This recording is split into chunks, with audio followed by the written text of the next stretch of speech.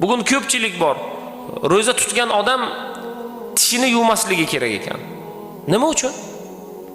Tomoqdan suv o'tmasa, bemalol tish yuvish mumkin.